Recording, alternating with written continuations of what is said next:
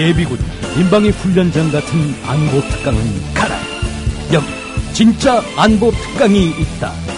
김종대, 정욱식의 진짜 안보.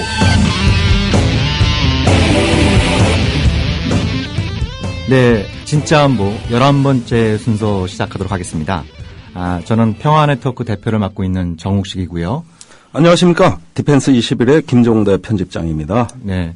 어떻게 편집장님 한 주간 안녕하셨습니까? 이거 바빴어요. 바쁘셨어요? 네, 아주 바빴어요. 한반도가 시끄럽지 않습니까? 네, 그 사이에 좀 뭐 좋은 소식도 우리 진짜 안보에게 있었던 것 같아요. 네, 아니 며칠 전이었죠? 우리 편집장님께서 예. 저한테 전화를 하셔가지고 예, 욱씨가 1등했어. 항상 분에 넘치는 사랑 감사드리고요. 네. 예, 우리 둘이 정말 열심히 해야 되겠다. 분발해야겠다. 오히려 어깨가 더 무겁습니다. 네네. 예, 네, 오늘 네. 또 아주 귀하신 분 나오니까. 네네. 예, 잠시 후에 소개해드리면서 오늘 아주 재밌을 겁니다. 네네. 우리가 지난주에는 그 유시민 전 보건복지부 장관. 네. 우리가 이제 유 작가님으로 호칭을 통일을 하기로 했습니다만. 네. 그 지난주에 우리 유 작가님께서는 그 남북 정상회담 대화록을 면밀하게 분석하셔갖고 책을 낸 걸 가지고 우리가 방송하지 않았습니까? 그렇습니다. 예. 근데 이제 유 작가님은 근데 직접 김정일 위원장을 만나본 적은 없습니다. 없죠. 예. 그래서 오늘 진짜 안보에서는 예. 김정일 위원장을 장장 5시간 동안 예. 네 걸쳐서 대화를 나누신 분을 모시고 그분은 2부에 예, 2부에 5시부터 예, 네. 이렇게 좀 모시기로 하고요. 그 전에 더 재밌는 분도 나와 계세요. 요거 미리 얘기하면 안 되는 거죠? 예, 그렇죠. 예, 우리가 조금 이따가 그죠? 예. 뭐 2부 좀 일부 초대 손님에 대해서 좀 힌트를 드리자면 예, 산동 닦여. 이렇게 소리 치시는군요. 예, 화끈하세요. 예, 예. 네, 대한민국 최고 열장 정치인. 네. 삼더이즘과 사케이즘의 창시자. 정청래입니다. 네, 우리 예. 정청래 의원님께서 나오니까 이 좁은 스튜디오가 꽉 찹니다. 네. 특히 네. 상층부가 굉장히 묵직한 느낌. 얼굴에서 광채가 나는 네, 것 네, 같아요. 네. 상하 불규정입니다. 예, 예. 그래서 우리 청취자 여러분들께서 또 정청래 의원께서 또 진짜 안보에 왜 나오셨는지 궁금하실 텐데요. 그렇죠. 지난 한 주간 인터넷 공간을 가장 뜨겁게 달궜던 질문이 남한과 북한이 1대1로 붙으면 누가 이기냐. 예. 예. 뭐 네. 이거 가지고 갑론을박이 굉장히 많았었는데요. 네. 그 내용을 국민들에게 최초로 소개해 주신 분이 바로 우리 정청래 의원님이시기 때문에. 예, 정보위 간사. 네, 정보위 간사시고 네. 또 그 외통위 네. 소속도 의원이시기 때문에. 잠깐 긴급 브레이크. 네. 제가 제일 먼저 공개한 건 아니고요. 네. 17대부터 계속 이런 것이 국방위원회에서는 있었어요. 그래서 맞습니다. 심지어 17대 그 박찬석 의원이라고 경북대 네. 총장하셨던 그분은 그렇게 얘기했어요. 아니 남쪽이 말이야 돈을 40배나 더 쓰면서 예. 북한한테 지면 네. 그 북한 인민군한테 가가지고 벤치마킹 해와야 되는 거 아니야? 네. 이렇게까지 17대에서 사실 있긴 있었습니다. 네. 그래서 의원님. 잠깐 브레이크. 예, 국민 TV도 먹고 살아야 되거든요. 네, 네, 예, 네. 그럼 이게 전하는 말씀이 나가야 돼요. 아, 네, 그렇습니다. 예, 예. 알겠습니다. 너무 아무 때나 끼어드시는 거 아닙니까? 죄송하지만. 예. 네, 그럼 여기서 전하는 말씀 듣고 또 저희 평화네트워크 인턴들이 준비한 하이파이브 듣고 본 방송 시작하도록 하겠습니다. 남성 여러분, 값비싼 옷을 입어도 폼이 안 나고 운동할 시간은 없으시다고요? 늘어진 뱃살과 튀어나온 가슴살 때문에 고민이십니까? 입는 순간 경험하시게 될 서프라이즈! 바디뷰 프리미엄은 고가의 스포츠웨어에 쓰이는 아쿠아엑스 원사를 사용. 최첨단 공법으로 탁월한 보정력과 신축성, 가공할 흡수력을 겸비했습니다. 우와, 정말 신기해요. 늘어진 가슴이 근육처럼 탄탄해지고 올챙이 같았던 뱃살도 올라보게 들어간대요. 바디뷰 대단합니다. 입는 순간 몸짱이 되는 남자 보정 속옷 바디뷰. 포털 검색창에 바디뷰를 검색해보세요. 구매하실 때 배송 메시지에 진짜 안보라고 적어주시면 고가의 사은품을 드립니다. 우리 아이 학교폭력 당하나? 요즘 말도 없고 무슨 고민 있나? 올 시간 지났는데 어디지? 이젠 걱정하지 마세요. 미리 다 알려주는 자녀 보호 어플 스마트 보디가드가 있습니다. 자녀의 학교 폭력 문자, 인터넷 고민 검색, 실시간 위치, 유해 컨텐츠를 24시간 감지하여 부모님께 다 알려드립니다. 미리 알면 안심할 수 있습니다. 구글 플레이에서 우리 아이 첫 번째 지킴이 스마트 보디가드를 설치하세요. 지금 옥션과 지마켓에서 스마트 보디가드를 검색하시면 50% 할인된 요금으로 이용하실 수 있습니다.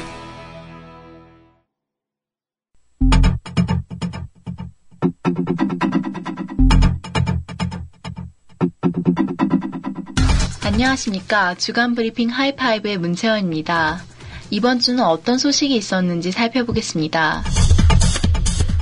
11일 국방기술품질원이 군수품의 부품과 원자재를 납품하는 34개 업체가 공인시험 성적서 125건을 위조 및 변조한 사례를 검찰에 고발 조치했다고 밝혔습니다.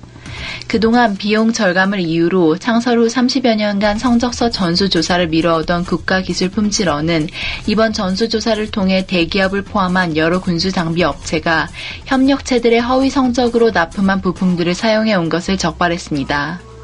이에 따라 기품원은 이번 사건에 관련된 업체에게 향후 입찰을 제한하고 함량 미달 부품을 전부 리콜하며 손해배상 청구를 하는 등 법적 조치를 취할 것이라고 밝혔습니다. 원전과 마찬가지로 단 한 번의 실수가 치명적 결과로 이어질 수 있는 국방 분야에서 발생한 이번 사건이 재발하지 않도록 국방부는 책임감을 가지고 책임자 문책은 물론 제도 보완을 해야 할 것입니다. 북한이 11일 노동신문 논평을 통해서 자신들은 미국의 비핵화 사전조치 요구를 수용할 의사가 전혀 없음을 밝혔습니다. 북한은 미국이 자신들에 대한 낮은 신뢰를 이유로 비핵화를 육자회담 재개 조건으로 내거는 데 대해 분노하고 오히려 미국이 진짜 약속을 지키지 않고 의무를 이행하지 않는 나라라며 한미 군사연습 등 미국의 대북 적대 행위를 먼저 그만둬야 한다고 강조했습니다. 우다웨이 중국 육자회담 수석 대표의 방북이 있은 후 중국이 공식적으로 방북 결과를 발표하지 않은 가운데 나온 북한의 발언이라는 점을 고려했을 때 북한이 육자회담 재개에 대해 부정적인 의사를 표현한 것인지 회담 재개를 앞두고 유리한 위치를 차지하기 위한 힘겨루기를 하는 것인지 의문을 불러일으키고 있습니다. 한편 마리 하프 국무부 부대변인이 만약 북한이 로버트 킹 국무부 북한 인권특사의 방문을 허용한다면 킹 특사의 방북을 적극 허용할 의사가 있다고 밝혀 이목을 집중시켰습니다. 지난 8월 킹 특사는 한중일을 방문하는 가운데 북한에 들려 한국계 미국인으로서 북한에 1년 넘게 억류되어 있는 케네스 베의 석방을 요구할 계획이었으나 북측의 갑작스러운 초청 철회로 방북을 거절을 당했습니다. 하프 부대변인은 미국 정부는 현재 배 씨의 건강 상태를 염려하며 미국의 이익 대표국인 스웨덴 대사관과의 긴밀한 협의를 통해서 북한에게 배 씨의 석방을 타진하고 있다고 덧붙였습니다. 육자회담 재개를 위한 움직임이 적극적으로 진행되고 있다는 점을 고려했을 때 북한이 육자회담 재개와 케네스 베의 석방 문제를 긍정적인 방향으로 풀어나가길 바라봅니다. 일본의 효율적 자위권 행사를 위한 국가안전보장회의 창설법이 중의원을 통과한 가운데 일본 집권 자민당의 실력자인 이시바 시게루 간사장과 기타오카 시니치 좌장 대리가 집단적 자위권 행사 범위를 동남아시아까지 확대할 수 있음을 밝혀 주변국의 일본 군사 우경화에 대한 우려를 키우고 있습니다. 특히 현재 자민당이 별도로 안전보장회의의 일체 내용을 비밀로 붙이는 특별기밀보안법을 추가적으로 추진하고 있는 상황이어서 이러한 우려는 더욱 커질 것으로 보입니다. 더욱이 동남아시아는 중국과 주변국들이 영유권 분쟁을 겪고 있는 지역이어서 중일 간의 영유권 분쟁이 동남아시아로 확대될 가능성을 걱정하지 않을 수 없게 되었습니다. 동아시아의 협력과 평화의 움직임보다 갈등과 분쟁의 움직임이 더욱 커지는 상황에 안타까울 따름입니다. 지금까지 주간 브리핑 하이파이브 문채원이었습니다.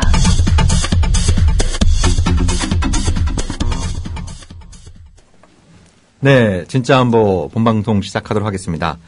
오늘 이 자리에는 대한민국 최고의 얼짱 정치인, 지난 2년 동안 열심히 미신 결과 이제 대부분의 사람들이 다 알고 계신다 이렇게 아까 말씀하셨는데요. 대한민국 최고의 얼짱 정치인 정청래를 모르는 사람은 빼고 다 알더라고요. 네. 저까지는 알아요. 그리고 이게 항상 제가 등장할 때는 항상 이 배경음악이 안녕하십니까. 대한민국 최고의 얼짱 정치인 3더이즘과 4K즘의 창시자 얼짱 정청래입니다. 감사합니다. 지금 굉장히 고상한 표현이 나온 것 같은데 3더이즘하고 4K즘이요? 그거 정 대표님 몰라요 아직? 저 잘 모르겠습니다. 그거는 인도의 사상가이자 실천운동가였던 마하트마 간디가 주창했던 비폭력 무저항주의에 맞먹는 대한민국의 현대 철학사상입니다. 그렇습니까? 3더이즘. 네. 예. 그래서 3은 뭘 3을 말씀하시는 거예요? 3. 3니까. 3개. 네. 3더인데 네. 더 낮게, 더 겸손하게, 더 열심히. 더 열심히. 네, 이런 뜻입니다. 예, 아직 그 본인이 그 경지에는 올라가지 못했다라고 생각하시나요? 올랐죠. 왜냐하면 그 3도이지만 좀 안 맞는 얘기. 왜 그러냐면 보세요. 어제 이제 대한민국 국회의원 의정대상 조직위원회에서 네. 조직위원회와 언론사협회 네. 두 개 기관이 엄선해서 19대 국회 1년 동안 2013년 의정활동을 누가 제일 잘했느냐. 네. 거기에 제가 대상으로 뽑혔잖아요. 아, 그렇습니까? 저 홈페이지에서 봤어요. 아, 네. 축하드립니다. 7개 분야입니다. 7개 분야. 7개 분야에서 그래서 엄선해서 조직위원들이 3분의 2가 찬성을 해야 통과가 돼요. 네. 그래서 제가 외통위에서 1등을 했죠. 네. 엄선한 건 맞네. 엄선한 거 맞죠. 그래서 이제 어제 연락을 받았는데 그런 엄청난 대상을 받았음에도 불구하고 네. 제 페이스북에는 고개를 숙이고 더 낮게, 더 겸손하게, 더 열심히 하겠습니다. 아, 예. 그러니까 3도이즘을 몸소 실천하고 있는 그 거죠. 상 더 달라고 숙이신 것 같아요. 아니, 그건 아니고. 예. 네. 아, 오케이. 네. 예. 그리고 또 그다음에 4K즘은 또 뭡니까? 뭡니까? 눈이 즐거운 정치, 귀가 즐거운 정치. 네. 그래서 육회, 통쾌, 상쾌하게 정치를 하자. 네네. 그래야만 국민들이 흔쾌하게 받아들인다. 그럼 3K즘 아닙니까? 육하상쾌 통쾌면. 사쾌잖아요. 아니. 네.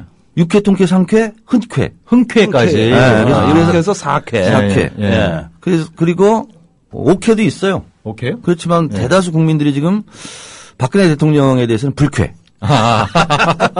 그래서 이제 이건 5쾌까지 가는 거고. 네. 이렇게 얘기를 했는데도 웃지 않는다. 예. 그럼 이제 쾌쾌하다 그럽니다. 그럼 6회까지 가는 겁니다. 네, 그럼 6회입니다. 예, 6회. 예. 그러니까 제가 말할 때는 일단 웃어줘야 돼요. 안 예. 그러면 쾌쾌한 분이 돼. 네. 아. 네. 예.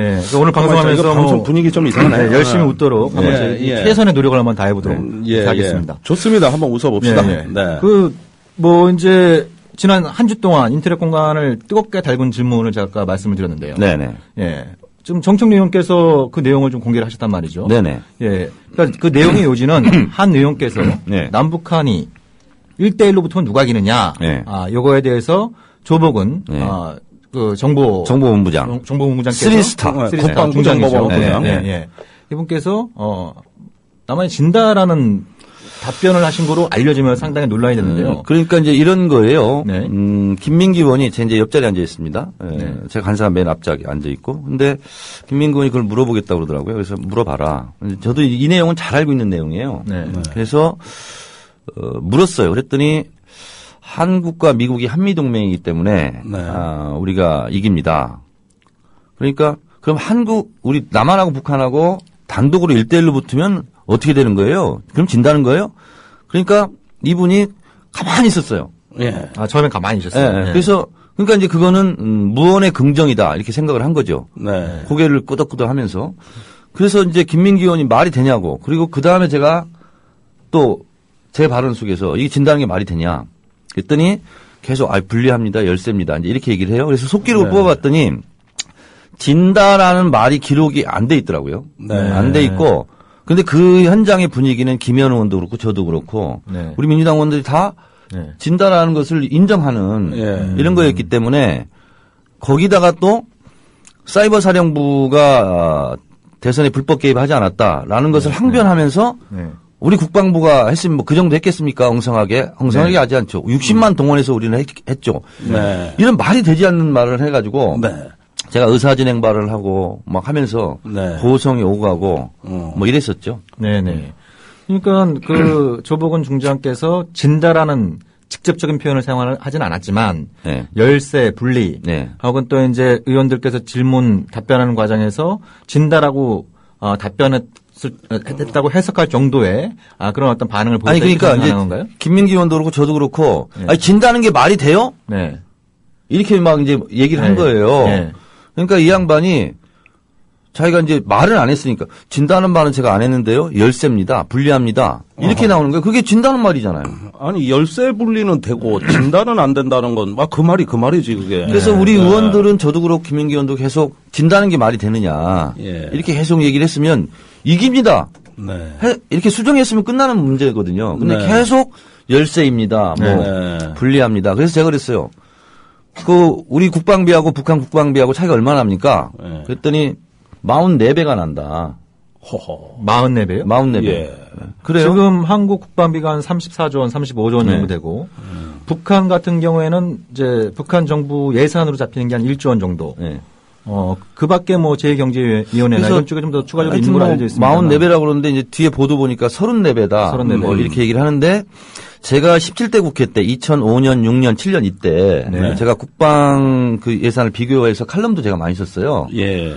근데 그때 당시는 어떤 거였냐면 23조를 우리가 썼고 북한이 5천억을 썼어요. 네. 근데 그 23조 중에 5천억은 우리의 5천억은 기름값이더라고요. 유류비. 네. 탱크 굴리고 비행기 네. 하는. 그래서 네. 제가 그때 칼럼을 쓸 때는 43분의 1이다 하고 제가 칼럼을 썼거든요. 네. 경제 총 역량은 100분의 1이고. 네. 근데 우리나라 기름값밖에 안 쓰는 북한에 대해서 그때 전투력이 국방부에서 항상 발표할 때 네. 우리 김종대 편집장님은 잘 아시겠지만 네. 뭐 87%다. 예. 그래서 얘기 있었습니다. 87, 8%라고 계속 얘기했어요. 네. 그러니까 17대 국회 국방위에서 그때 임종인 의원, 네. 그다음에 박찬석 이런 분이 아니 돈을 그렇게 북한이 적게 쓰고 북한이 이기면 북한 인민군한테 가가지고 벤치마킹 해와라. 돈 덜 쓰고 이기는 네. 방법을 배워와라. 네. 라고 얘기할 정도였어요. 근데 저는 그러면 왜 이렇게 열세다, 불리하다, 진다 이렇게 하냐면 국방 예산 삭감을 막으려고 하는 것 같아요. 그것도 이제 기득권 사수 이런 것 같아요. 그래서 네. 우리가 월등하게 이긴다 그러면 국방비는 좀 덜 써도 되지 않느냐. 군인은 좀 줄여도 되지 않느냐. 네. 이런 말이 나올까 봐 네. 돈은 더 쓰면서 계속 그러니까 자기 모순위에 빠지는 거죠. 그렇죠. 네. 네. 네. 네. 그런 것이 저는 원인이다. 이렇게 네. 보고 네. 있고, 저는, 제가 이제 옛날에 함태경 교수가 쓴 네. 남북한 군사력 비교라는 책. 그렇죠. 아주 명저죠. 명제예요. 그걸 네. 제가 정독을 했는데, 그러니까 숫자로 보면 개수 비교를 하면 우리가 열세인 건 사실이에요. 예. 그러니까 6.25 때 썼던 소총, M1, M16 뭐 이런 총, 뭐 탱크, 굴러가지 않는 개수. 네, 네. 이걸 다 배경 우리가 지는데. 나달색이라 그래요. 그렇죠. 이렇게 네, 숫자 네. 세는 예, 거. 네. 나달세기로 한다. 근데 네. 정성 분석, 정성 비교를 하면 우리가 월등하게 이기는 거죠. 네. 무기의 성능이라든가 첨단화 뭐 이런 걸로 봤을 때. 그러니까 당시 함태영 교수님께서 이제 그 군사력 비교할 때 도입한 방법이 뭐 여러 가지 이제 비교 기준이 있습니다만 예. 그래도 가장 국제적으로 공인받는 방식이 그 군사 투자 누계비. 그러니까 예를 들어서 뭐 20년, 30년 동안 얼마만큼 많은 군사비를 이제 누적해서 사용해 왔느냐 그걸 기준으로 봐야 된다라고 이렇게 네. 말씀하셨고 그 기준에 따르면은 1980년대 말에서 90년대 초에 이미 남한이 독자적으로 북한 군사력을 능가하기 시작했다. 이런 어떤 결론을 내신 바 있었죠. 그리고 그 책에서요, 뭐라고 얘기를 하냐면, 함태균 교수가 선제 공격을 해서 승리를 하려면 국가 총 역량이 300%여야 된다는 거예요. 그러니까 상대방에 비해서. 1대 3이어야 된다는 거죠. 1대 3이어야 네. 선제 공격을 해서 승리를 할 수 있다는 거예요. 네. 그만큼 국가 총 역량이라는 것은 군사력뿐만 아니라 모든 걸 다 따진 거죠. 네. 국가 총 역량. 그렇습니다. 총력전이죠. 그렇죠. 네. 지금 현대전은 뭐 전방 후방이 따로 없으니까. 없습니다. 네. 네. 저도 좀 군사 분야에서 좀 아니, 가만히 있어. 상당한 내가 이거, 전문가시네요. 저기 좀, 오늘 좀, 이게 내가 좀 약간 위기를 느껴요. 지금. 네. 네. 계속하세요. 네. 네. 그래서 남북한이 경제력으로 보면 100대 1이잖아요. 100대 1. 그렇죠. 네. 100대 1 정도 되고 그리고 외교력이라든가 여러 가지 면을 봤을 때 네. 실제로 우리가 북한보다 300% 그 이상이라고 볼 수 있죠. 네. 근데 네. 북한이 어떻게 선제 공격을 해서 남쪽을 대상으로 승리할 수 있느냐. 그건 불가능하다. 네. 하는 게 이제 과학적 데이터에 따른 함태경 교수의 역작. 남북한 군사력 비교라는 책이었는데 네. 그걸 제가 10몇 년 전에 읽은 것 같아요. 네. 그리고 제가 오기 전에 한번 이제 외국의 민간 군사 전문 사이트입니다만 글로벌 파워라고 하는 이제 각국의 이제 이 군사력을 비교하는 사이트를 보고 왔는데요. 여기 이제 이 연구 기관은 40개의 변수. 그러니까 여기에는 말씀하신 것처럼 뭐 병력수, 무기수뿐만 아니라 이제 군사력, 인구수, 영토의 크기, 그러니까 이른바 총력전의 개념으로 볼 때 이제 각국의 이제 그 군사력을 비교해 본 그런 어떤 자료를 보고 나왔는데요. 거기서 한국이 8위로 되어 있고 북한은 놀랍게도 29위. 네. 북한 상당히 기분 나빠할 수치인지 모르겠습니다만 그렇게 이제 기록된 걸 본인들은 막 확인할 수 있었고요. 4등이라고 주장도 하고 막 그러죠. 네. 자기들이. 맞습니다. 근데 여기서 이제 우리 김종대 편집장께 좀 여쭤보고 싶은 것 중에 하나가요. 네. 그러니까 그 지금 보면은 남북한 사이의 이른바 군사력 비교 네. 관련해서 2004년도에 그러니까 당시에 그 노무현 정부에서 네. 자주국방을 추진하면서 우리가 자주국방을 하려면 지금 남북한의 군사력 균형 자체에 대한 어떤 객관적인 좀 평가가 필요하다. 네. 이런 취지를 가지고 이제 군사력 평가를 한번 해본 적이 있지 않습니까? 있습니다. 예, 예. 그때 당시 얘기를 좀 들려주시면 좋을 것 같은데요. 그건 노무현 대통령이 그 탄핵 기간 중이었어요. 네. 시작은. 네. 이제 대통령께서 그 관저에 유배당하셨잖아요. 네네. 그래서 이제 집무실에서 정상적인 업무를 못 보는데 네. 노무현 대통령은 그때를 그 학습 기간으로 활용했습니다. 그러니까 많은 어떤 학자, 자문위원들이 그 집무실이 아닌 관저로 들어간 거예요. 네. 예, 그때 많은 국방 김종대 자문위원들이 편집장 여기서 각주를 하나 제가 달아야 되겠습니다. 예. 노무현 대통령이 왜 탄핵이 됐느냐. 네. 여당인 열린우리당이 선거에서 잘 됐으면 좋겠다. 네. 요 말 한마디 때문에 탄핵을 시켰습니다. 네. 네, 이게 각주였습니다. 예, 이게 아예 해외 토픽의 그 헤드라인이었어요. 네. 네. 그래서 그 탄핵 기간 중에 이제 굉장히 외교 안보를 제일 많이 학습했죠. 네. 예, 뭐 주로 어떤 통일 문제, 외교 문제 아마 그 시절에 많이 이제 초기에 가졌던 자주국방론이 이렇게 성숙화 단계라고 볼 수 있겠어요. 근데 이때 그 한 가지 대통령이 표시하는 의문이 이 남북한의 이 군사력 비교를 한번 다시 해봤으면 좋겠다. 이제 오래된 연구밖에 없었어요. 80년대 말에 그 이영희 선생 그 사회와 사상에 발표한 남북 군사력 비교 정도 그 이후로는 없었단 말이에요. 그러니까 이제 그거를 당시에 NSC에서 국방연구원에 의뢰를 했습니다. 그래서 그 육해공군별로 각기 북한과 비교했을 때 전력 지수가 어느 정도 되느냐 이걸 이제 연구를 시작을 했죠. 네. 그래가지고 연구를 했습니다. 근데 NSC로 각군의 로비가 들어오는 겁니다. 자기들이 열세한 걸로 좀 비율을 낮춰달라. 네. 아주 사활적이었어요. 예, 그건 뭡니까? 왜 그러겠습니까? 자기가 약한 척, 어려운 척, 예산하고 관계돼 있기 때문에 그렇겠죠. 그렇습니다. 예, 예. 그런데 이렇게 해서 결과가 나왔는데 이걸 국방부하고 마지막 토론을 했습니다. 그 국방연구원에서 그 국방장관, 합참의장 모셔놓고 합참 실무자들 놔놓고 연구 결과가 이렇게 평가가 됐습니다. 이러니까 이 양반들이 불같이 화를 내는 거예요. 쓸데없는 연구했다고. 왜 이따위 연구를 하고 입력된 데이터도 안 맞고 그러니까 너무 높게 나온 거예요. 수치가. 이게 한 70% 정도 나왔어 봐요. 그러면은 넘어갔겠지. 그래가지고 막 불같이 화를 내는데 장관이 화를 내니까 이 연구를 책임지고 있는 국방연구원장이 자기 상관이 저러잖아요. 오호 이거 나한테 뭔 불이익이 있는 거 아니냐. 그래가지고 국방연구원에 돌아와서 연구한 연구원들을 불러드립니다. 너무 높이 잡았다. 낮춰라. 그런데 이 얘기가 청와대 민정에 포착됐어요. 그래서 대통령한테 이게 조작된 수치가 올라온 거 아닌가를 또 의심하게 됐죠. 이때는 탄핵 기간이 끝나는 시점입니다. 그때 국방연구원 연구원들을 불러들여 조사를 했어요. 당신들이 국방부 압력으로 수치 조작했다며 2명을 조사했는데 그중에 1명이 시인을 했습니다. 진술을 했어요. 그러니까 그 88%는 뭐냐 하면은 그 정치적인 타협의 결과지 이건 진실을 반영하는 숫자가 아니에요. 얼마나 정치적인 과정입니까? 이 과정. 그러니까 여기서 각주 하나 말씀드리면 여기서 88%라고 하면 북한을 100으로 그렇죠. 기준으로 삼았을 때 한국이 88%의 수준이다. 그렇습니다. 이런 말씀이시고 당시에 지상군은 열세. 대략 보면은 해군은 대등. 뭐 공군은 조금 우세. 이런 식으로 공군이 제일 난리쳤겠네요. 그러면. 난리치죠. 그래서 이걸 다 합쳐보니까 평균을 내면은 88%. 87, 8% 이렇게 항상 발표하고 그렇기 때문에 국방비를 더 증액해야 된다. 증액해야 된다. 이렇게 이제 주장을 하는 건데 근데 이제 우리 김종대 편집장님이 얼마 전에 명칼럼을 한번 썼습니다. 한겨레 신문에. 뭐냐면 서울은 전쟁 대비한 도시가 아니다. 그거 한번 쓰신 적 있죠. 제가 그거 보고 감명 깊게 읽었는데. 아이고 감사합니다. 그러니까 이제 국방부에 또 이제 변명을 하는 게 비대칭 전력 뭐 이런 거 얘기하지 않습니까? 그렇죠. 그래서 서울을 때릴 수 있는 무기와 군인들이 병력들이 집결돼 있다. 개성 그 후방으로. 그런데 평양은 멀지 않느냐. 그래서 뭐 정사정포 이런 게 다 사정거리에 들어와 있다. 이런 건데.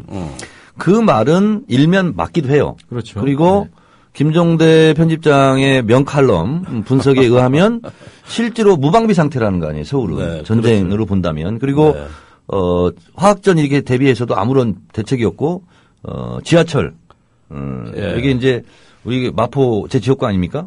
예, 예. 그래서 서울역에서 상암동 지나가는 네. 거기가 50m 깊이에요. 거기가 제일 안전합니다. 아. 그러니까 거기 그 정도 들어갈 수 있는 인원이 그때 김종대 편집장이 분석한 게 뭐냐면 20%가 안 된다. 네. 그렇기 때문에 전쟁 나면 네. 이건 뭐 서울은 이거 뭐 대책이 없다. 네.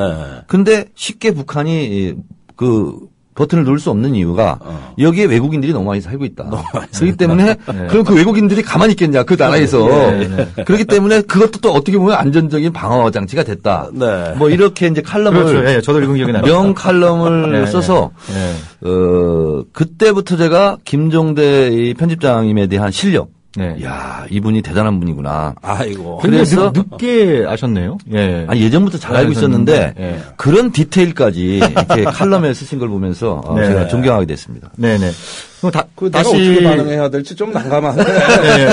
예. 아니, 근데 제가 칼럼을 읽은 건 사실이죠. 예, 아니, 사실이에요. 네. 예, 그리고 그걸 또 그 완벽하게 내용을 또 이해하신 겁니다. 네. 핵심적인 내용을 기억하고 있다는 것도 굉장히 놀라우신데요. 지금 참고로 우리 정청래 의원님 앞에는 달랑 핸드폰 하나, 네. 스마트폰 하나, 달랑 아무런 있습니다. 자료도 없습니다. 아무런 종이컵, 예, 종이컵에 물 없는 종이컵 하나. 이렇게 아무런 지금 종이도 상태고. 없고 네. 무방비 상태로 네, 지금 근데 그럼에도 불구하고 이 정도의 수개월 전에 나온 칼럼을 이렇게 정확히 기억하신다라고 하는 건 예. 아까 말씀하신 것처럼 얼짱뿐만 아니라 굉장히 지성미가 넘치는 예. 뭐 이런 어떤 정치인이라는 걸 확인할 수 있는 것 제가 같습니다. 여의도의 지성인으로 통해요. 지성이다 보니까 얼굴이 지성 피부예요. 예, 그래서 예. 오후 되면 개그림이 자꾸 흘러가지고 예. 저기 박 PD님 휴지 좀 줘요. 지금 얼굴 좀 닦으면서 해야 되겠어요. 예, 지성이 아, 많네. 이게 눈을 마주치기가 좀 부담스러울 정도로 이렇게 얼굴이 번쩍번쩍 지금 하고 있는 그런 상황인데요. 그런데 예. 그것도 매력이에요. 예, 그럼요. 지성을 오히려 활용하세요. 아니, 그러니까 돌아가신 저희 어머님이 그랬어요. 네. 너처럼 착하고 너처럼 잘생긴 애는 처음 봤다. 제가 어머니께서요? 10남매 중에 10번째거든요. 네. 우리 어머니가 45에 저를 낳는데 네. 며느리보다 5개월 늦게 저를 임신한 거예요. 큰 며느리보다. 그 조카가 저보다 5개월 빠른데 그래서 네. 아니 손주나면 그럼 조카하고 어떻게 정리하셨습니까? 아니 기저귀 빨아주고 막 이래야 되는데 어. 우리 어머니가 덜컥 임신을 한 거예요. 그래가지고 병원에 갔어요. 예. 3개월째, 5개월째 두 번 뛰려고. 그래서 제가 첫 번째 갈 때는 기억이 안 나요. 근데 예. 두 번째 갈 때 5개월 때는 기억이 또렷하게 나는데 예. 어머니 내가 마포에서 17대부터 국회의원 출마하고 국회의원 해야 되는데 저를 떼면 어떡합니까? 그리고 막 그 손짓도 하고 막 그래서 예. 그랬더니 애가 갑자기 막 배에서 놀더래요. 그래서 내가 차마 얘를 지울 수가 없다. 그리고 저를 이제 낳아주셨어요. 그래서 네. 저보다 5개월 빠른 조카가 있습니다. 걔한테 엄청 맞고 자랐어요. 아, 그래요? 걔 태권도를 배워가지고 많이 맞으셨을 것 같아요. 지금 말씀하신 거 보니까 굉장히 많이 맞으셨을 것 같아요. 아무래도 예, 이 예. 출생부터 지금에 이르기까지 네, 모든 범상치 것이 않은- 화제 덩어리이신 네, 네. 의원. 그래서 예. 이런 출생의 비밀을 제가 누구한테 얘기했더니 박정희 대통령도 네. 어머니가 떼려고 산에 가서 구르고 막 그랬대요. 어허. 그래서 정청래 의원은 이 히스토리가 된다. 예. 스토리텔링이 된다. 날 때부터 그런 고난을 겪고 네. 태어났구나. 뭐 이러면서 네. 그래서 그 얘기를 듣고 제가 항상 낙곰수 나가서 소개할 때 예. 앞으로 크게 될 사람 정청래입니다. 이렇게 얘기했죠. 아, 예, 예. 예. 일단 굉장히 좀 크십니다. 그랬더니 크시니까. 이미 컸다. 예, 예. 굉장히 그렇게 크시고. 얘기하고. 예. 예, 예. 어쨌든 귀태의 운명을 스스로 극복하고 그러니까요. 이 예. 출생으로부터 지금에 이르기까지 네, 네, 예. 네. 어떤 어쩜 예. 좀 이렇게 아주 좀 뭐 신화적이네요. 따로 한번 모셔갖고 또 걔는 출생에서부터 네. 오늘날에 이르기까지 그리고 앞으로 어떤 또 정치적인 꿈과 희망을 갖고 계신지 이런 얘기를 또 별도로 들어도 아주 시간이 재미난 벌써 얘기가 끝났어요? 있다. 아니 시간이 있어요. 아니, 괜찮아요. 저게 아니 이제 저기 예. 돌발 질문 하나 좀 해야 되겠어요. 네. 오늘 김무성 의원 소환됐죠. 예, 소환됐다고 그러더라고요. 3시에. 네. 예. 소환됐습니까? 예. 그러니까 피고발인 신분으로 검찰에 들어간 거예요. 그죠? 예. 그 대화록 막 비 오는 날 울부짖듯이 막 울부짖은 거 그거 지금 조사받는 거 아닙니까? 그죠? 네네. 그러겠죠. 예. 여태까지는 딱 잡아댔죠. 본 적 없다고. 네. 네. 오늘 어떻게 될 것 같습니까? 지금 상황으로 봐서는 너무 김무성 의원에 대한 노출이 많았지 않습니까? 그리고 대화록을 부산 서면 유세에서 네. 읽었다는 게 달랐기 때문에 이거를 무마하기는 굉장히 어려울 것이다. 지금 어렵다. 너무나 많은 소문들이 무성하잖아요. 네. 그리고 김무성이잖아요. 그렇기 때문에 이런 너무나 많은 소문들이 무성하고 김무성 의원이 이걸 어떻게 빼냈냐 뭐 이렇게 하기 때문에 검찰에서도 아마 이 무성한 이 김무성을 무마하기는 좀 어려울 것이다. 지금까지는 검찰이 가끔 쓸데 있는 짓도 잘했어요. 예, 나름대로. 그러니까 뭐 검찰에서는 서면 조사를 뭐 조차도 결정이 안 된 것처럼 얘기했다가 아니, 그래서 제가 김무성 의원이 우리가 누구한테 그랬어요. 아니 부산 서면에서 읽어서 서면 조사냐? 이게 말이 되는 얘기를 해라. 참 말 한마디 단어 하나 안 놓치시고 정말 육개상 말이 안 된다. 우리 정치를 해주시고 계신데요. 예, 우린 또 뭐 그 내용은 또 이제 아마 소환조사 결과가 나오면 또 우리가 국민TV에서 또 다른 방송에서 또 심층적으로 다룰 기회가 있을 것 같고요. 아까 다시 이 얘기로 돌아와 보자면 그러니까 조복은 중장께서 그렇게 말씀하시고 이틀 후에 이번에 이제 김관진 국방장관께서 직접 나서서 세 가지 중요한 말씀을 하셨어요. 하나는 남북한 군사비 차이가 1대 34. 그러니까 북한의 1조 원, 남한은 34조 원이라는 걸 다시 한번 확인해 주셨고. 그렇죠. 예. 네네. 그렇지만 전력을 비교해 보면 약 80% 정도다. 이렇게 말씀을 하셔서 한번 반전을 거기서 한번 반전을 시키시고 마지막에 극적으로 또 반전을 시키셨어요. 그렇지만 남한 단독으로 전적을 해도 북한을 멸망시킬 수 있다. 그러니까 헷갈리네. 이틀 사이에 세 가지 얘기가 좀 저도 좀 어지러운데요. 반전에 반전을 거듭한 이럴 발언 그때 현장에 계셨습니까? 최재천 의원 보전을 해야 됩니다. 안녕하십니까, 최재천입니다. 저도 참 헷갈립니다. 제가 목소리는 차분한데 머리는 들떠 있습니다. 이거 큰일 났습니다. 이런 건데요. 차분하게 정리를 하고 그러니까 이런 거잖아요.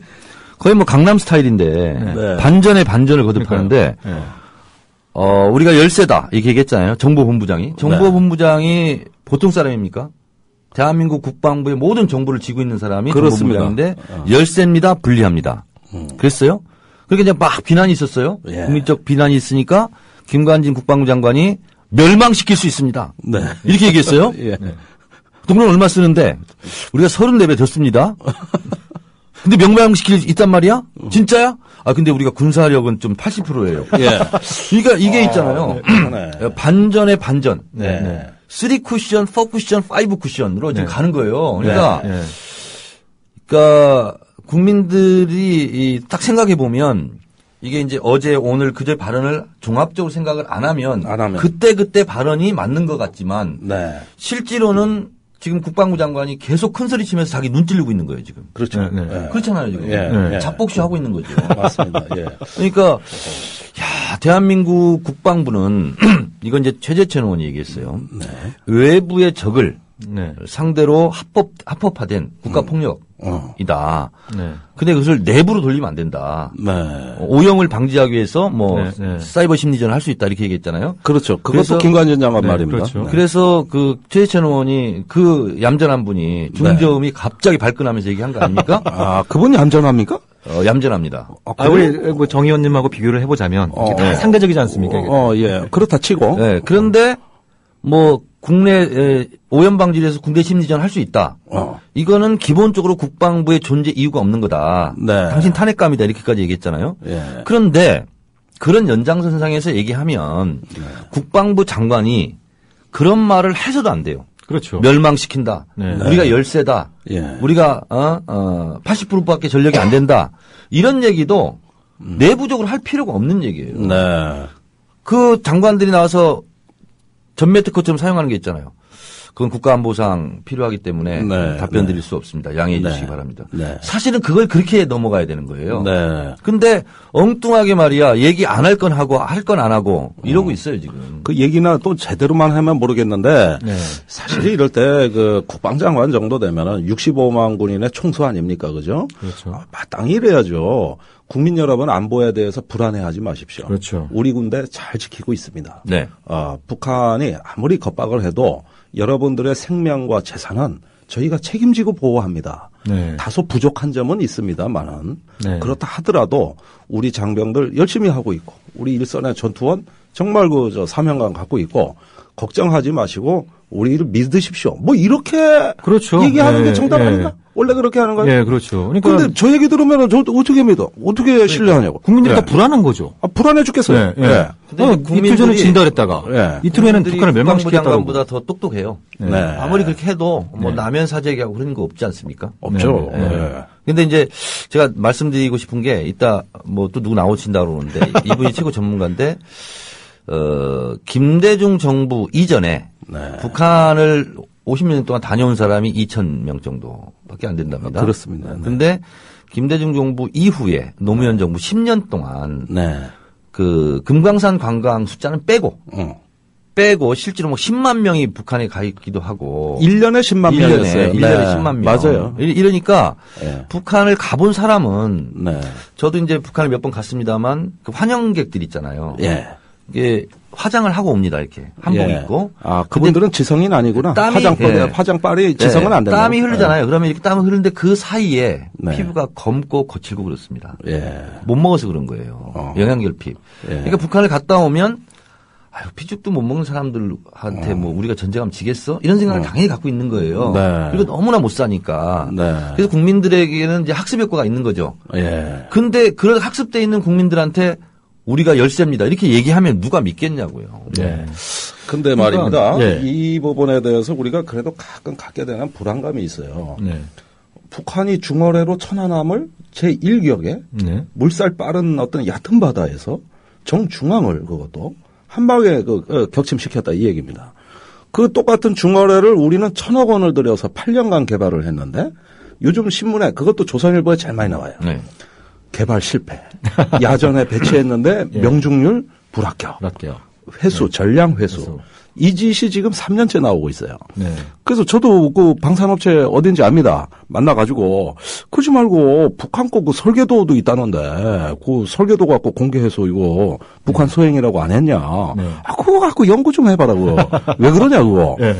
근데 이런 중어뢰를 개발한다는 사실 자체도 우리 몰랐잖아요. 그렇죠. 예. 그러니까 이상하게 자꾸 우리가 열세다 이렇게 하니까 열세가 당연한 것처럼 돼버려요. 네. 그래서 좀 뭘 좀 이상하게 해도, 네. 아니, 뭐가 세상에 좀 안 돼도. 어느 나라 네. 국방부 장관이 적국을 상대로 적국도 다 TV 보고 있고 다 보고 있는데 우리가 열세다 불리하다 이런 얘기를 하는 게 그게 중요한 정보의 노출 아니에요, 노출. 네. 말이 안 되는. 그렇죠. 예. 근데 국정감사 기간이나, 네. 또 뭐, 대정부 질의 과정에서, 그러니까 남북한 군사력 비교, 또 북한 군사력 평가하면서 북핵을 거기에 포함시켰는지, 북핵 요소는 좀, 어떻게 좀, 그건 안 들어갔죠. 그걸 예. 제외한 상태로, 예. 예를 들어서 지금 그 북한이 100 기준으로 할 때 남한이 80이다 이렇게 얘기하는 겁니까? 아니면 북핵이나 이런 걸 핵은 포함시켜서, 핵을 빼고, 예, 예. 예. 그래서 저는 많은 국민들은 북한이 핵을 갖게 됐으니까 남한의 전력 수수. 그러니까 예를 들면 2004년에는 88% 나오지 않았습니까? 네. 그죠? 네. 그리고 2008년에는 110% 이제 한국이 앞서는 걸로 나왔습니다. 네. 그랬다가 엊그저께 이제 국방부 장관은 또 80% 떨어졌어요. 네. 예. 이게 이 사이에 뭐 북한이 핵무기를 만들어서 그런 건가 이렇게 질문이 있던데요. 104% 이렇게 앞서 나갔다는 건 이명박 정부 때인데 네네. 그때 국방 예산 증가율을 이렇게 낮추려고 할 때입니다. 네네. 노무현 정부 때 연평균 국방비 증가율이 8.8%예요. 그렇죠. 그런데 이명박 정부 들어와서 이게 4.4%로 줍니다. 반토막 정확히 났어요. 반토막 네, 났어요. 반토막 났습니다. 네. 그리고 이명박 대통령 시절에는 이미 4대강 해야 되니까. 4대강 해야 되고 네.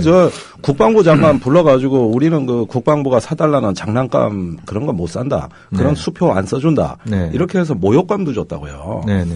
그러니까 이렇게 국방비를 또 줄이려는 어떤 정치 권력의 의도에 비춰보자면은 이 수치도 또 정치적인 거예요. 네. 이럴 때는 또 우리가 월등히 앞서는 걸로 걸로. 이렇게 하니까 네. 그럼 뭐가 진짜냐 이런 건 정답이 없어요. 네. 그런데 아무리 좋은 무기가 있으면 뭐 합니까? 예를 들어 악기가 있다고 치자고 명품 바이올린이에요.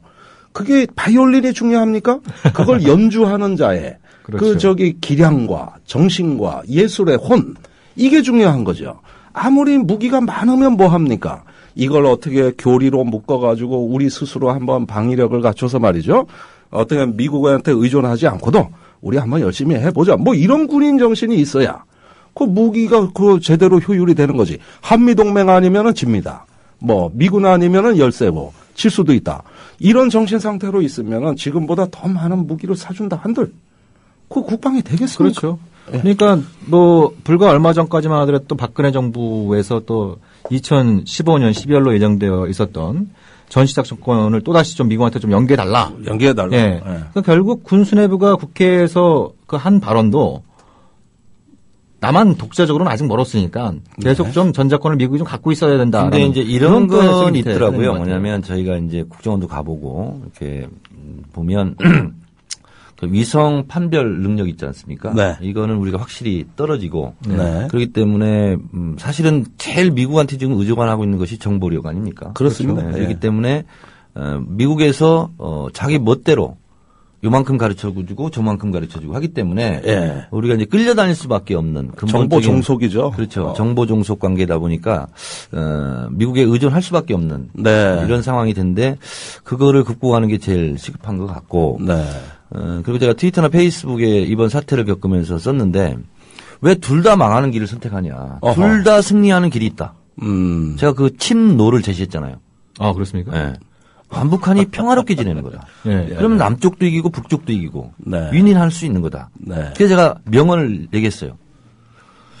평화를 위한 따로 새로운 방법이 없다. 평화가 곧 길이다. 네. 평화를 위한 길은 따로 없다. 평화가 곧 길이다. 네. 그러니까 평화롭게 가면 네. 남북한 다 국방비 축소하고 그거를 복지비로 네. 돌리면 되잖아요. 그렇죠. 그러니까 스웨덴이 복지 시스템이 제일 잘 돼 있다고 그래요. 그런데 이번에 그 국정감사 스톡홀름 스웨덴 갔다 왔는데 거기는 150만 원 정도를 그냥 받아요.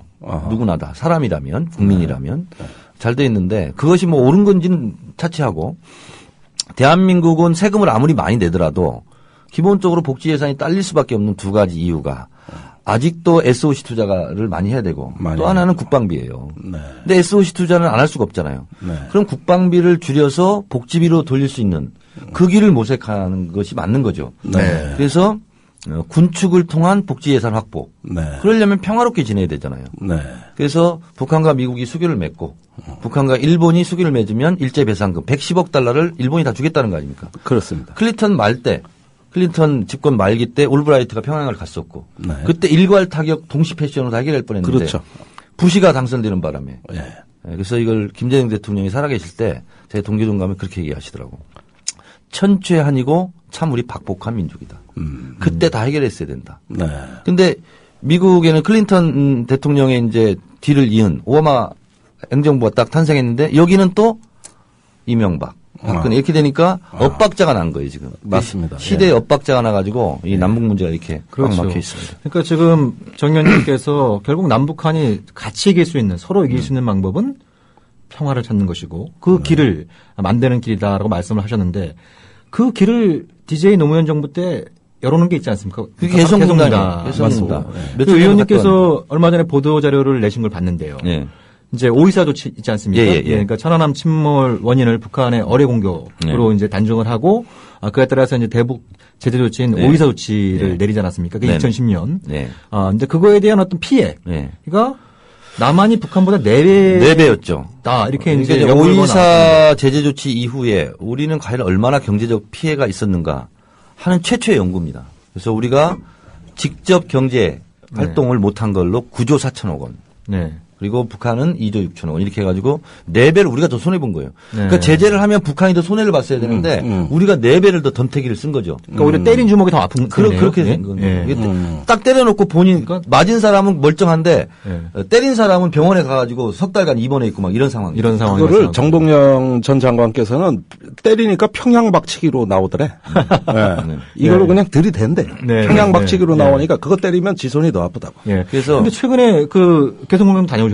갔다 왔습니다. 예. 근데 주목할 만한 그 뉴스가 새누리당의 일부 의원들도 오이사 조치의 어떤 완화, 더 나아가서 해제 필요성을 얘기를 했다라는 보도가 나오는데. 그러니까 백문이 좀 소개해 주시면 불여일견이더라고요. 가 보니까 이제 저는 이제 4번째 갔는데 처음 온 분들도 있었어요. 새누리당. 근데 놀라운 것을 발견했나 봐요. 뭐냐면 정배수장 처리하는데 갔더니 우리 수자원 공사에서 8명이 파견 나와 있고 그 밑에 하부 직원으로 북한이 40명이 근무하고 있었어요. 어허. 그러니까 우리 대한민국 국민이 북한 주민한테 명령을 해요. 그렇죠. 그 소방서를 가니까 또 똑같아요. 양상이. 그러니까 우리가 명령하고 업무 수행을 북한 사람이 해요. 네. 그러니까 같은 사무실에서 같이 근무하고 있는 거예요. 그러니까 매우 놀라운 거죠. 그러니까 작은 통일이 된 거죠. 통일됐네. 네, 그렇죠. 네. 그래서 개성공단이 10개면은 네. 우리가 계약서를 쓸 때 개성공단의 10분의 1은 우리 남측에 근로자가 가서 일하는 걸로 돼 있어요. 네. 그렇기 때문에 35만 명이면 33만 5천 명이 우리 가서 일하는 거예요. 그렇습니다. 개성공단이 10개면 35만 대한민국 국적을 가진 국민이 북한에 가서 거주하는 거예요. 그렇습니다. 그러면 그게 바로 통일 아니겠느냐. 그렇죠. 네. 그래서 복잡하게 설명할 필요 없고 개성공단 같은 게 10개면 이미 통일이 된 거다. 네. 방금 1시간 전에 제가 페이스북에 올리고 왔습니다. 아, 그렇습니다. 네. 예.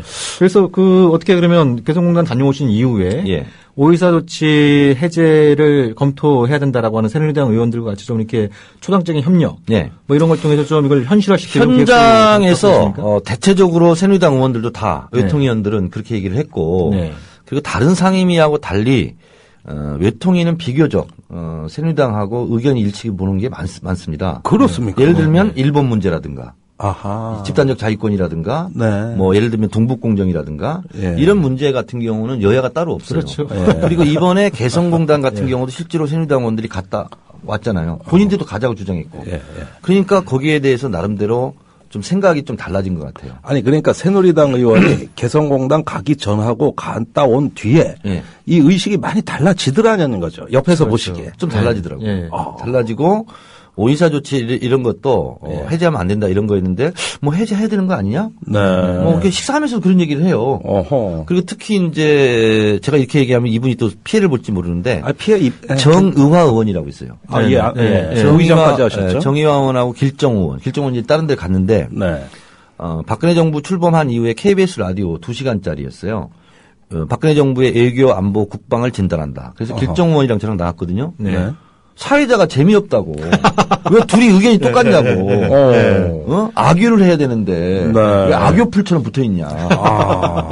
근데 그 길정원 같은 경우는 중앙일보 기자하고 그랬던 분 아닙니까? 그렇죠. 네. 나름대로 이 외교안보에 그렇죠. 이제 네. 시켜 있는 분인데 아니 제 수준이 됐더라니까요. 예. 저하고 수준이 똑같아요. 아, 그렇습니다. 거의 뭐 일치해가지고. 예. 정의화 의원도 그런 거예요. 예. 제가 이제 며칠 후에 이제 그 외교통일위에서 이제 공청회를 하는데 재정법이기 때문에 그렇습니다.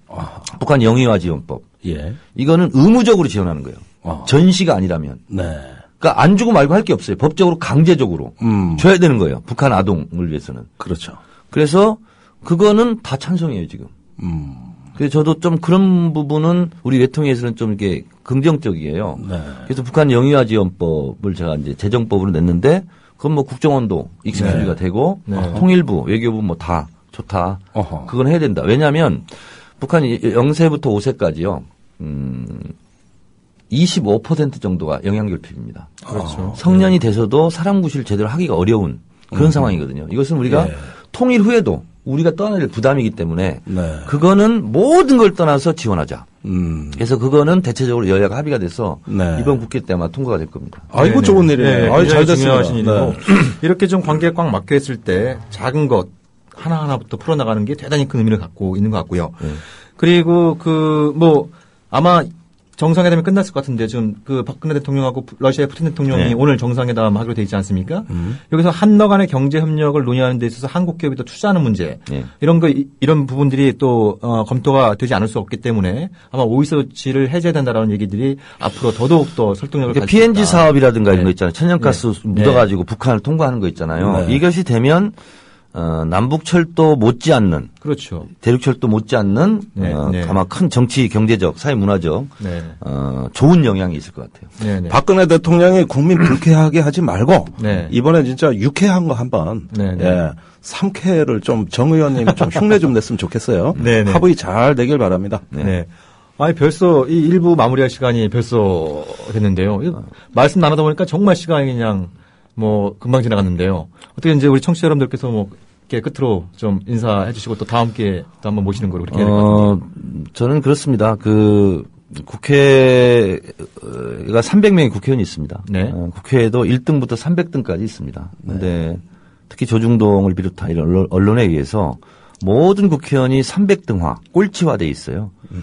근데 정치에 대한 무관심과 냉소가 있으면 있을수록 그것은 국민들에게 손해가 되는 거죠. 그렇습니다. 그렇기 때문에 잘한 건 잘했다고, 못한 건 못했다고 이렇게 분별해서 국회를 비판해 주셨으면 좋겠고, 그렇기 때문에 국회의원들이 하나하나 의정 활동을 두 눈 부릅뜨고 감시를 잘 해주시길 부탁드리겠습니다.